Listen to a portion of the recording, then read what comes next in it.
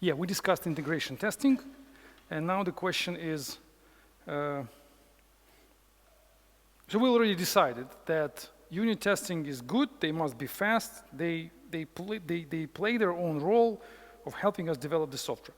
Integration tests are larger, they have their own role of making sure that, more like a regression role, so making sure that that all together works as expected. There are many types of integration tests, and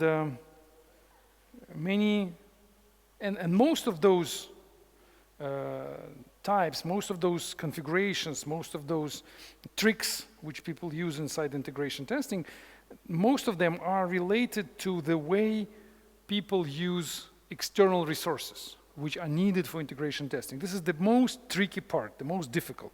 Because for unit test, there is nothing like that, or sometimes may exist, and people use mocking. Maybe you know about this idea of mocking. And it is hard, but it's doable. So it's all inside the code. So you have your code, you have some other code which is external. You need to connect them together. So you either use the external part, or you do the fake implementation or the mock implementation of that. That's all doable because it's all in your hands. But external resources is much more complex problem. Let's say you write a web application for your own company, and the web application is supposed to be used. Okay, it's used publicly, not internally, it's a public application, but in production it connects to the large database in which all the information about customers, about users, about money is all stored in a large database. So when you do the integration testing, you want to start the web application, and you want this web application in the testing scenario to connect to some database, preferably to the real database. And then you go to this web application, maybe with some scripts, and then you say to the web application, create me a new user, fund the account of the user, charge them the money from the user, and so on and so forth. And you want this interaction with the web app to be as realistic, as close to real life as possible. So what people do is, well, usually they connect their tests to the real database. It happens a lot, people do it like that, and inside this real database, they create maybe some fake accounts for the test users. They have real users, and they have another user, special user, test user, which is used during the integration testing, and like that. The problem is that it works. That's the biggest issue. It's going to work for them, for these people sitting in the same office. It's going to work for years. It may work for years. But as soon as they start developing with larger team, they start inviting more people to the team, and people start working remotely, not in the internal network, which can connect to the database, then everything falls apart. And in large companies, international companies, this problem is so typical. When somebody is in the office in another city, they develop something, and then you come to them, you join their team, and you say, okay, give me your source code, and I will continue contributing. So they give you the source code, and the best you can do is run the unit tests. Integration tests, forget it, because it only can work on their special CI server, which stays somewhere, which is in special network, which only works if it runs the build in a very pre-configured environment with all the parameters configured. That's wrong. But how to get away from that setup, it's a very big question. One of the possible ways to get rid of that dependency on it's a hard-coded dependency on the test resource.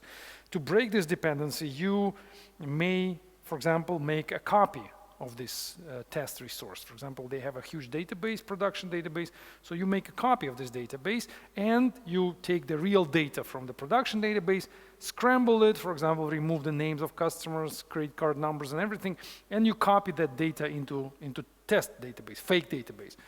It may work, but it may take time. If your database is huge, there are terabytes of data, it's hard to maintain the copy of it. But even if you maintain that copy, then there are many developers, and each developer wants to, ideally, to run the build on a clean database. First, when the build starts, I want to have the clean database, not the clean that it's empty, but clean that it's not broken. And then my test goes forward, I make some mistakes in my code, I break something, I accidentally delete the table in this database, I accidentally delete all records on the database, and then I want to start the build again from the clean database, again having the full configuration with all the data. But I can't because it's already deleted, because we have one central database where, you know, if I break something, then everybody will share my mistakes. So I need my own copy of the production database. How long will it take for me to every time take the production database, scramble all the data, make a copy of it, you know, inject all this data, and then give it to me for the script? It's going to take hours. It's not feasible. So what do? Well, first of all, the ideal scenario is that you design your build so that your integration tests, like I said before, on this pre-integration step, they start some sort of a fake database or all fake resources. I will just show you now in a minute how I do it in one of my projects. So you start those fake resources, then you fill those resources with the data, some data. Maybe you don't need the terabytes of data, but you fill it with some data, some fake data, fake customers, and then you run the builds. Not all resources are easy to start, of course. Like if it's a simple something, then you can do it. If, for example, it's for example, MySQL database, then there are, you know, for example, I made a plugin some time ago for Maven, which allows you to start the MySQL and then just use it.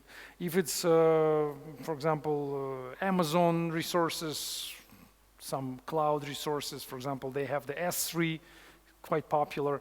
Then S3, they don't have that served. So S3 is not possible at all. So if your software depends on S3, then to me, I mean, I don't know, maybe it exists, but I don't know any fake implementation of S3, because it's not, we don't have a real one, it's proprietary software of Amazon. But maybe there could exist some fake resource, some you know, some like a stub, like a fake implementation of the similar service, so I can start it and connect to it. But let me show you how inside one project of mine there is that kind of external resources which I create when I start and stop the code. So it's Rulter, we discussed it before. It's a GitHub chatbot, a cloud hosted in the cloud. So it depends on two things, basically. It depends on, like I said, on DynamoDB. No, I didn't say it, but now I'm saying it's DynamoDB. It's a service from Amazon. So it's basically a NoSQL database in the cloud, which I highly recommend to use. It's quite simple, relatively inexpensive, and easy to use, especially from Java. So when it runs in production, it connects to DynamoDB, and I want it to connect to DynamoDB when my tests go. And I have here I have not tests. I have unit tests. For example, those are unit tests. 1, 2, 3. You see test, test, test, and those are tests. Those are tests. So here is here's the application. So in it I have tests, which is a mix of integration tests and unit tests. Remember, I told you that unit tests finish with the suffix test, and the integration tests, they finish with IT case. So this one, for example, TK button. So TK button is the simple web entry point, which if you connect to it, it's going to return you the SVG file, the graph file, with the button which you attach to wherever you want it to attach. In this unit test, I don't need the application to run. I don't need the application to be connected to any external resources. I just use Java to Java. I don't even know how to write and way to name it, but there is no I don't start an HTTP server, which router is. I just connect directly to its to this class. You see, there's a TK button test, and I just use this TK button class. I make an instance of it, and then I make a connection to it. Doesn't matter how, but trust me, this is the HTTP connection to the to this backend, and I send the fake request, and it returns me the response, and then I print the HTTP response here, and then I convert this response from an output stream to the string, and then I do the XHTML path checking. So I check that this path is there and this path is there. So if they both are there, then everything is fine. So that's unit test.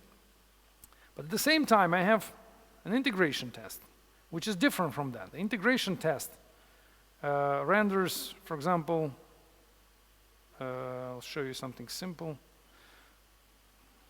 Something very simple. For example, this one. So this one makes a real HTTP request to this address. This is home, and home means here. And home is the URL which is coming from system property. So this property will be injected by Maven into this integration test. Here I take this property and I make a real connection, HTTP connection, to HTTP semicolon dash dash something something. It's going to be probably local host on some port. I'll show you now how it's organized. And then I configure the URI, and I configure the headers, and then I fetch what's there, and then I try to understand what's coming out of there. I check that the HTTP response status is okay, and then I check the responses as XML, and then I validate the XPath inside the XML. It's all done in this Fluent style, just for simplicity, using the library which allows to do it like this. So this integration test, which expects something to exist on the network. It expects the real application to work on the network. We don't know if it fails. We don't know exactly where it fails. We are not probably going to see even the stack trace if something fails. So probably if the application fails, in the best case, I may see maybe some logs in the console. But most probably, I will just see just an answer like internal application error, and that's it. So here, the response from this service, from the HTTP server, will come back to me with just maybe one simple string. So in order for this IT case to work, we have this set up in POM.XML. First, let's go down, it's pretty large. So first let me find that place.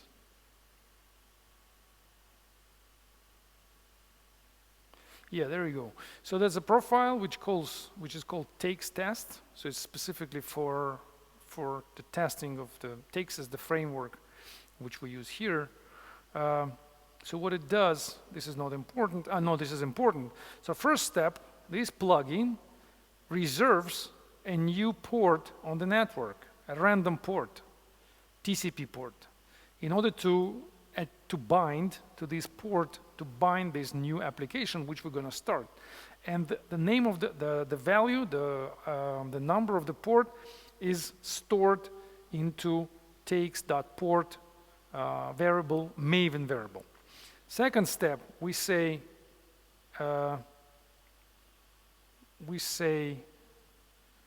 hold on. Yeah, this is just a port binding, but that's not it. It's not enough.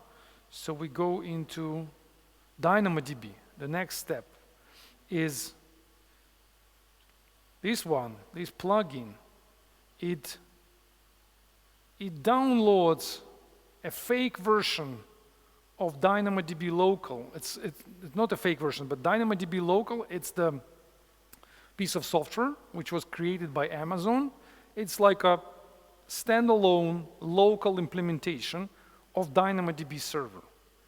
It's inside, it has, if I'm not mistaken, inside there is a simple database. I think it's not H2, it's the SQLite, I believe. So inside this DB local, basically this DB local, this DynamoDB local, it's a wrapper around SQLite. So they take the simple SQLite, it's a Java application. So it's a jar file. So this jar file, if you execute it, then it will start SQLite inside and behave externally on the surface, on the external surface, on the interface level. It will behave like a normal AWS server. That's what it's gonna do. So here at this step, we download this jar file. We download and extract the content into this folder. So we take this file, unzip it, and we have DynamoDB local. Then we need to start it. So there's another plugin which I created it some time ago. So this plugin starts this DynamoDB local. At the, before we start testing, it starts DynamoDB local, and this instance of this software starts listening to to incoming connections and starts behaving like a normal Amazon DynamoDB interface. So we tell this guy that here's the port you start at, here's where you find your sources, then this is the secret key, this is the secret password, and whatever. So just start it. And we provide this information into fail-safe plugin. Fail-safe plugin is like a surefire plugin, but for integration tests. So this fail-safe will actually, when we call it, when it starts running, then it will find all the files which have the IT case suffixes. It will find this file and run it. So the question is, who will inject this home property here? Takes.home. So takes.home will be injected by, if I'm not mistaken,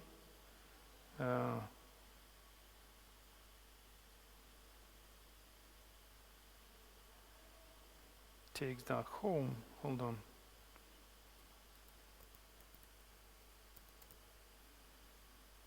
Yeah, so this is the configuration provided for this fail-safe plugin. We just give, this is the URL, and this is the port which we reserved. So this is the port we reserved, this is the URL we provide for the application, and on this port, on this takes.port, we start the application using exec Maven plugin. So first, we reserve the new port. Then we start DynamoDB local. Then we start our own application, providing it the information about this port and telling this application, please start like a normal Java application, bind itself to this port, takes port, and start listening to requests. And then, finally, we start this fail-safe plugin, and the fail-safe plugin starts running those tests, which is this one.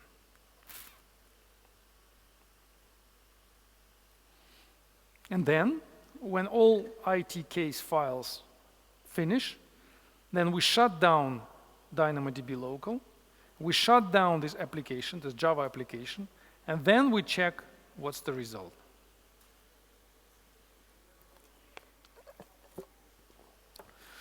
Not with all resources you would be able to do that. Not all resources will allow you to do it like that, because not all resources will have something like this local, DynamoDB local, whatever implementation. Some resources will not give you anything like that. I mean, some services like Amazon, they will just do nothing for you. For example, S3, I'm not sure, but probably S3 doesn't have something like that. Maybe S3 does, because it's very old, and maybe people already created something like that. But resources which are fresh, which are new, they will have nothing like that. In this case, one of the solutions is test containers. Maybe you've heard about that. It's mainly for the Java world. You can use test containers, or you can use just Docker containers, which you define yourself. So you just create a new Docker file, and inside this Docker file, you configure everything you need for as an external resource. And then when you start your tests, you just create a new container using this Docker file, or maybe you build the image before if you want. So using this container, and then you have this container, you can connect to everything which is running inside the container, and you can test your application against those containers. This approach is quite fresh. I mean, it's not really last year fresh, but it's last, I think, 5-6 years or something, and becoming more and more popular. And I think, actually, in general, I think that this approach, which I just demonstrated you, where we have everything without containers. So we just it's like a flat structure, I would say, like plain flat. So everything is in one process. I mean, there are different processes, but we have it in one virtual machine, in one virtual environment. So we don't start any sub-environments, we don't start any sub-containers. And that's why this approach, I think, is outdated. So I was using it when I was writing that, it was maybe, I don't know, 8 years ago or something, 7 years ago. So now people don't do it like this. Now we rely more and more on containers.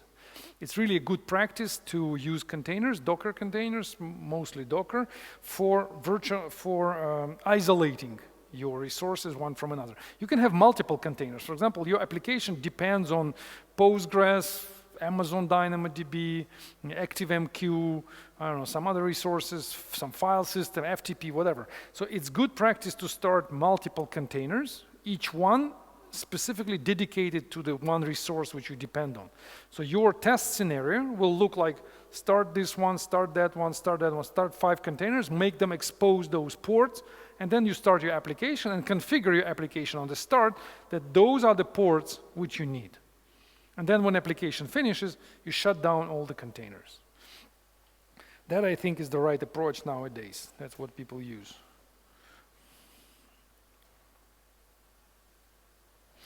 So,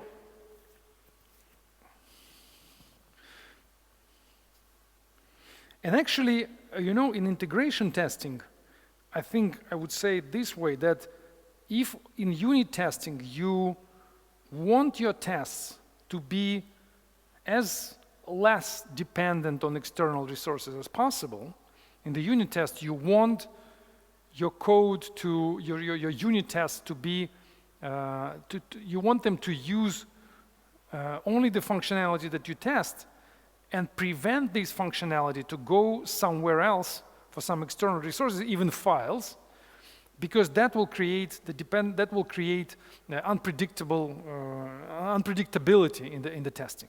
So you want to know that you're testing specifically these algorithms, specifically these 5 lines of code. And if these 5 lines of code, they need some file, for example, they need to read some information from the file, then you will give this file to them. You don't want them to go to some file which they want to go. You're going to inject all the dependencies into them before testing. And that's a good practice. But in the integration test, I would go to the other extreme. I would say that in integration tests, it's better to give as realistic resources to your integration test as possible. Like with the example I gave you about this large database where you scramble the data and they have the terabyte of data for production, and then you somehow try to scramble these data, and this is a good approach. This is, in general, it's a good practice to make your resources which you use in integration test look as close as possible to real resources, to real live resources which you use in production. While in unit test, it's quite the opposite. In unit test, you want to isolate your stuff. You isolate your code from all dependencies. In integration testing, you want not to isolate, but instead to make it connected to external stuff. How you can simulate this external resources? That's a question. What else I wanted to say about integration testing? Maybe it's not exactly integration. Maybe it's somehow on the border between them. It's the testing which so few people, so few projects do these days. It's the testing for threat safety. Let me show you What I mean by that. Just ask yourself right now, first of all, do you know what is thread safety? But I think that's the obvious question. I mean, I think you know what it is. But think about whether you test your classes for thread safety. So you may think that your objects and the classes are thread safe, and you may claim that in the documentation. But in reality, it may not be true. And just visually observing the code and making a belief that the code is thread safe is not enough in most cases. In most cases, we need to test, and we need to really, with the test, to guarantee that the code is thread safe. And I will show you one example of that, which may give you a good hint for your. Let me find it. I think it should be here.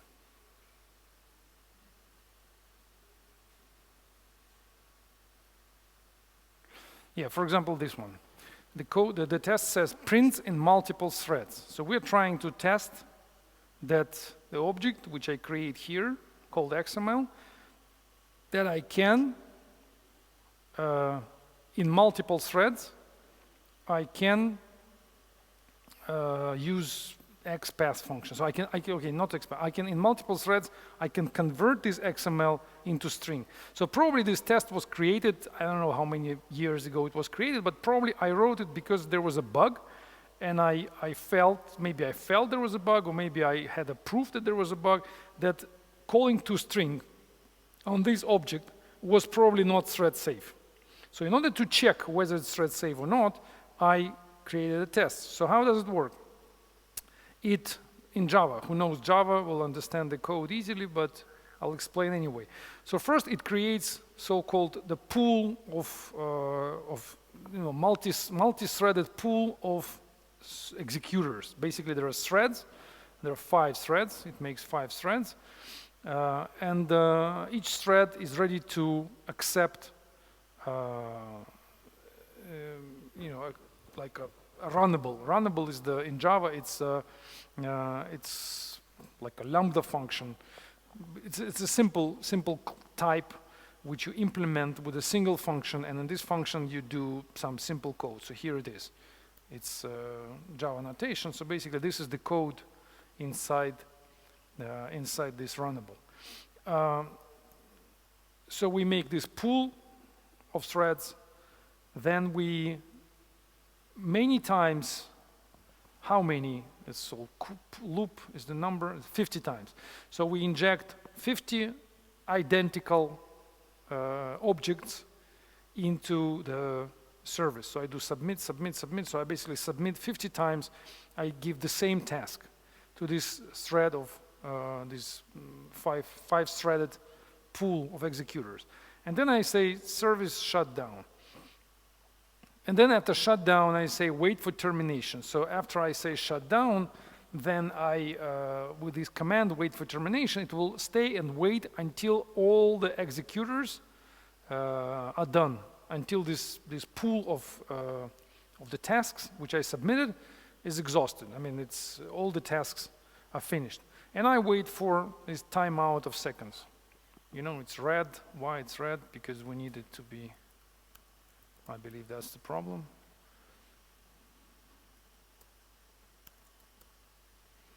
If I'm not wrong.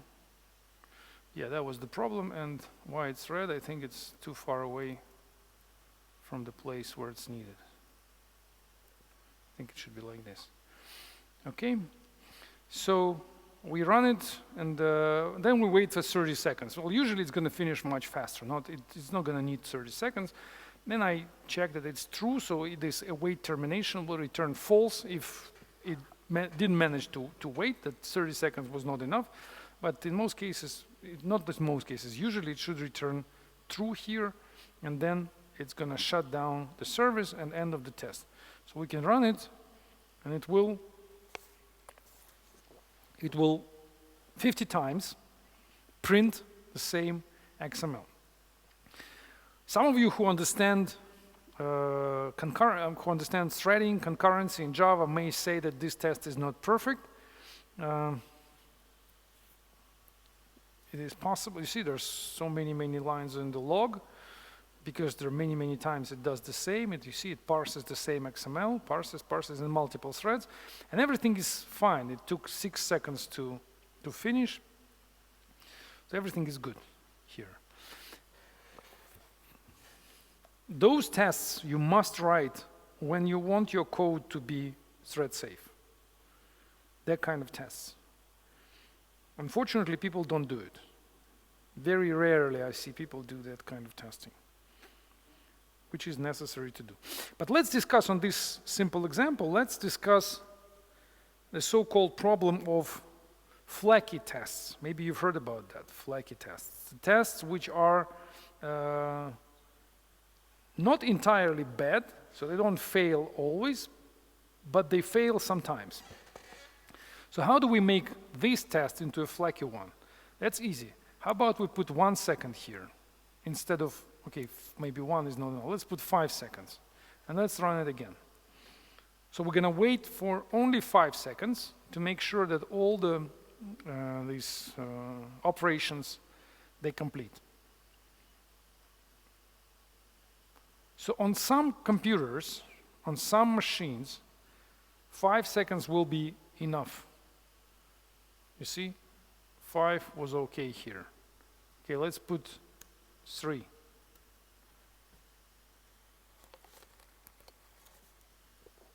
And see what it says.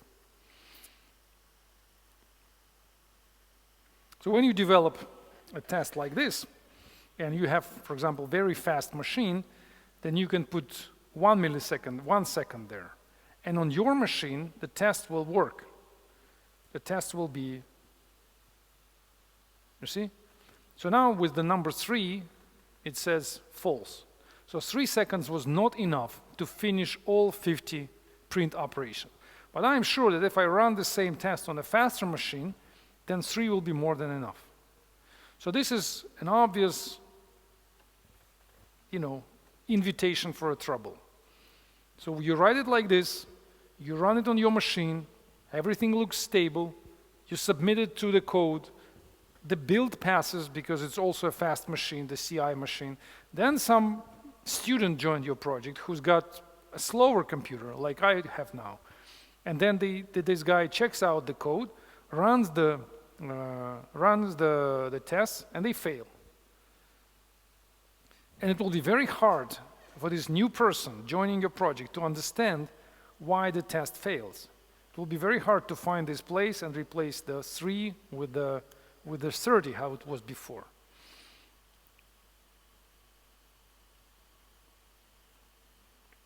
So what is the recipe?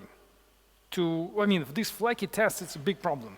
This flaky test, it's the most difficult types of tests, the most difficult testing problems, and they very often are related to different things. For concurrency, for example, for multi-threading, sometimes it works, sometimes it doesn't, like in this example.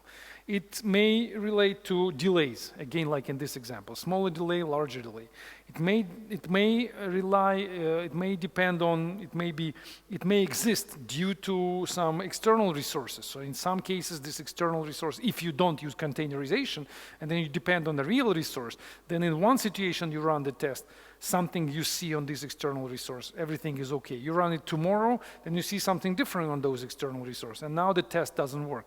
So many different situations, and the tests will fail sometimes. I think all projects, they have flaky tests to some extent, all projects. It's impossible to imagine a project which has all the tests extremely stable. What is the recipe? How to avoid that? How to make, to reduce the amount of flaky tests and make them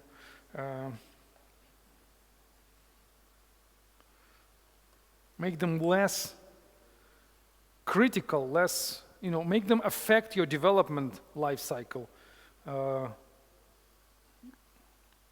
Make them affect you less. I'm thinking now, what's the recipe? Well, one recipe which I think is wrong, and that's what people are doing, is to make tests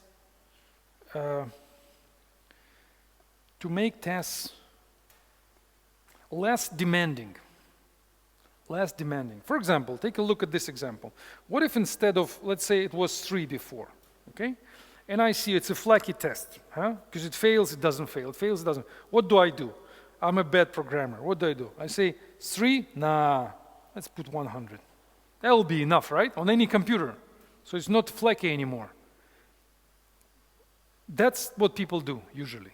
You just see the test, you see why it fails and not fails sometimes, because the test stays on some borderline, good or bad. Okay, then let's move this line far ahead to the future.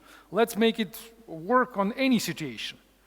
We expect it to work only with because of when in the database we have exactly, for example, I had this situation sometime. So I was writing the code, I remember that. And my goal was to put the line into the database and then into the table inside the database, and then read back all the lines in the table and expect just one to be there.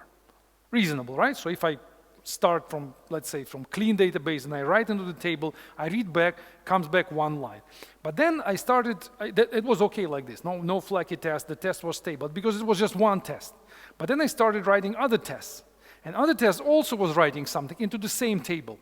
So if I run them in parallel, then these tests stopped working in some cases because now not one line was coming back, not one row from the table. Sometimes it was one, but sometimes the test was executed after other tests, and the table was already full with the data. So the test stops being so stable. So what was the solution? The solution was to say, I write one line, what should come back?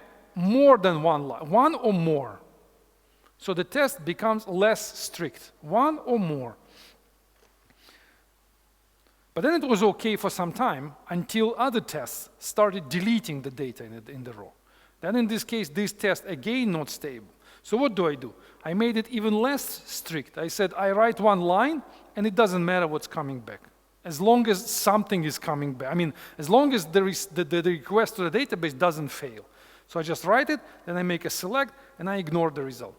So in this case, you just make the test less and less demanding, less and less strict, and in the end, you have less flaky tests. But that's a wrong, in my opinion, it's a wrong and very dangerous direction, which we should not take.